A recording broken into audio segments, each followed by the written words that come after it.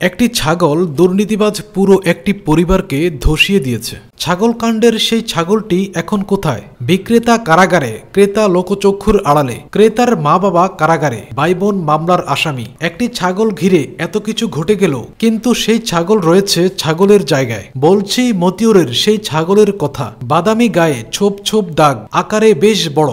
2024 সালে পবিত্র ঈদুল আজহায় সবচেয়ে আলোচিত ছিল এই ছাগল।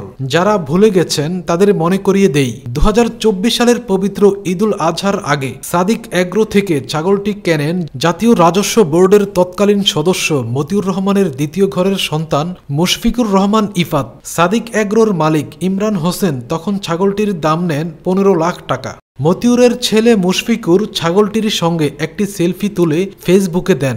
সেই শুরু।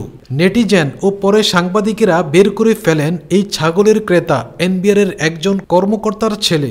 একজন সরকারি কর্মকর্তার ছেলে কিভাবে এত দাম দিয়ে একটি ছাগল কেনেন তা নিয়ে প্রশ্ন ওঠে। মতিউর দাবি করেন ছাগলের ক্রেতা তার ছেলে নন। পরে অবশ্য অনুসন্ধানে বেরিয়ে আসে মতিউরের আরেক স্ত্রী আছেন, সেই ঘরের সন্তান ছাগলের ক্রেতা মুশফিকুর। ছাগলকাণ্ডের পর মতিউর এনবিআর থেকে স্বেচ্ছায় অবসর নেন।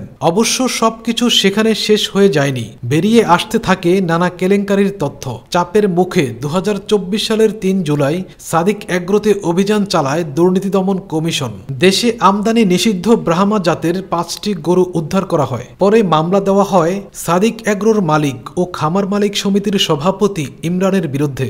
এদিকে 2024 সালের 5 আগস্ট জুলাই গণ অভ্যুত্থানে ক্ষমতাচ্যুত হয় আওয়ামী লীগ সরকার। গত জানুয়ারিতে দুদক অবৈধ সম্পদ অর্জন ও সম্পদের তথ্য গোপনের অভিযোগে মতিউর ও তার প্রথম স্ত্রী লায়লা কানিজ, তাদের ছেলে তৌফিকুর রহমান ও মেয়ে ফারজানা রহমানের বিরুদ্ধে মামলা করে। 15 জানুয়ারি গ্রেপ্তার হন মতিউর ও তার স্ত্রী লায়লা। মতিউরের আইনজীবী ওয়াহিদুজ্জামান গতকাল বুধবার বলেন, মতিউর ও লায়লা কারাগারে আছেন, তারা জামিন পাননি। ইফাতের ঘটনার সময় বয়স 18 হয়নি, তিনি বিদেশে আছেন। মতিউরের প্রথম ঘরের ছেলে আহমেদ তৌফিকুর রহমান, মেয়ে ফারজানা রহমান ঈশিতা এবং দ্বিতীয় স্ত্রী শাম্মী আক্তার পলাতক। ছাগলটি এখন কোথায়? মুশফিকুর সাদিক এগ্রো থেকে ছাগলটি কিনলেও তা শেষ পর্যন্ত নেননি। সেটি রয়ে যায় সাদিক এগ্রোর মোহাম্মদপুরের খামারে। খামারটি অবৈধভাবে সরকারি জমিতে গড়ে তোলা হয়েছিল জানিয়ে 2024 সালের জুনে তার বড় অংশ ভেঙে দেয় ঢাকা উত্তর সিটি কর্পোরেশন। সাদিক এগ্রো সূত্র জানায়, পরে তারা অন্যান্য গরু ছাগলের সঙ্গে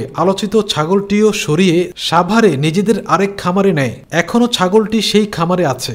গতকাল সাদিক এগ্রোর একজন কর্মকর্তা নাম প্রকাশ না করার শর্তে বলেন, ছাগলটি তাদের কাছেই আছে, বিক্রি না করে তারা এটি দরিদ্রের মধ্যে বিলিয়ে দেওয়ার চিন্তা করছেন।